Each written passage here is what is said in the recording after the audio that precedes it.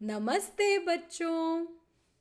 मैं मनीषा गोखले आशीष हिंदी क्लासेस में आप सभी का स्वागत है। आज हम चर्चा करने वाले हैं आपकी पाठ्य पुस्तक स्पर्श भाग 1 से पद्य खंड से दूसरी कविता रहीम के दोहे के प्रश्नोत्तरों पर। तो चलिए शुरू करते हैं। प्रश्न 1, निम्नलिखित प्रश्नों के उत्तर दीजिए। क, प्रेम का धागा टूटने पर पहले की भांति क्यों नहीं हो पाता? उत्तर, प्रेम संबंध आपसी विश्वास, निष्ठा और सम्मान पर आधारित होते हैं। इसलिए जब किसी बात को लेकर कहा सुनी होने के कारण संबंध तोड़ दिए जाते हैं तो उन्हें पुनः जोड़ने पर मन में पहले जैसा विश्वास और सम्मान नहीं रहता है। मन में कहीं वह घटना का प्रभाव बना रहता है, जैसे टूटे धागे को जोड़ने पर गांठ बन जाती है। ख, हमें अपना दुख दूसरों पर क्यों नहीं प्रकट करना चाहिए? अपने मन की व्यथा दूसरों से कहने पर उनका व्यवहार कैसा हो जाता है? उत्तर, हमें अपना दुख दूसरों पर प्रकट नहीं करना चाहिए, उसे मन में ही छिपा कर रखना चाहिए, क्योंकि जब हम दूसरों को अपने मन की व्यथा सुनाते हैं, यह सोचकर कि वे हमारे दुख को बांट लेंगे, हमारी मदद करेंगे, तो वे हमारी मदद नहीं करते हैं बल्कि हमारा मजाक उड़ाते हैं। इसलिए हमें दूसरों के सामने अपने दुख को प्रकट नहीं करना चाहिए। ग, रहीम ने सागर की अपेक्षा पंक जल को धन्य क्यों कहा है?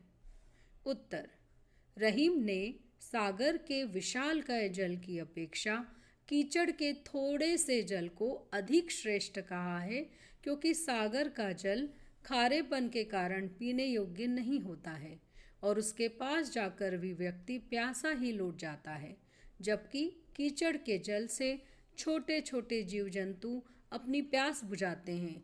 इस तरह वह दूसरों के काम आता है। घ, एक को साधने से सब कैसे सज जाता है?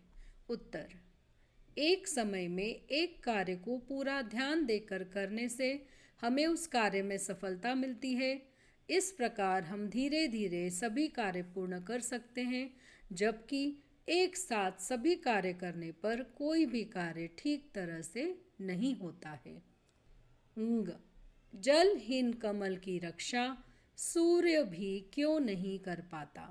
उत्तर, जलहीन कमल की रक्षा सूर्य भी नहीं कर पाता, क्योंकि कमल की निज संपत्ति जल है, उसके अभाव में वह नष्ट हो जाता है।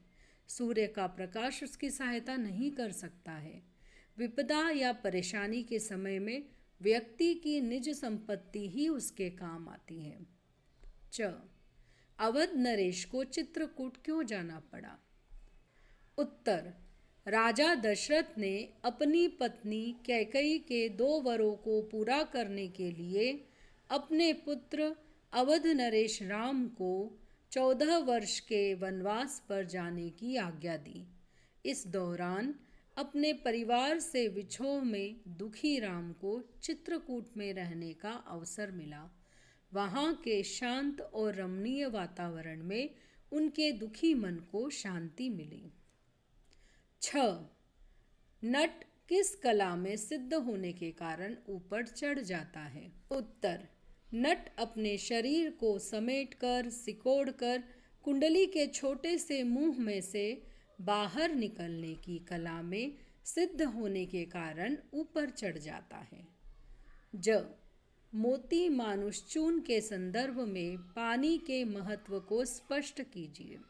उत्तर, मोती, मनुष्य और चूना या आटा के संदर्भ में पानी के भिन्न अर्थ हैं और इन तीनों के लिए पानी का बहुत अधिक महत्व है। मोती के लिए पानी का अर्थ चमक से है। मोती की कीमत चमक से ही होती है। चमक उतर जाने पर यह बेकार हो जाता है। मनुष्य के लिए पानी से तात्पर्य विनम्रता से है। मनुष्य को सम्मान विनम्रता से ही मिलता है। चूने या आटे को पानी से नरम कर उपयोग योग्य बनाया जाता है। तो इस तरह मोती, मनुष्य और चूने के लिए पानी का बहुत महत्व है। प्रश्न 2, निम्नलिखित का भाव स्पष्ट कीजिए। क, टूटे से फिर ना मिले, मिले गांठ परी जाए। उत्तर, इस पंक्ति का भाव यह है कि जिस तरह धागा टूटने पर जुड़ता नहीं है और यदि जोड़ने का प्रयत्न करते हैं तो गांठ बन जाती है, उसी तरह किसी कारण से जब संबंध टूट जाते हैं तो फिर से जुड़ने पर भी पहले जैसे नहीं रहते हैं, उनमें वह अंतर या दरार बनी रहती है। ख, सुनी अठी ले हैं लोग सब, बाटी न ले हैं कोय। उत्तर, इस पंक्ति का भाव यह है कि जब आप अपनी व्यथा या परेशानी लोगों को सुनाओगे तो वे आपका मजाक उड़ाएंगे, कोई भी आपकी मदद नहीं करेगा और ना ही आपका दुख बांटेगा।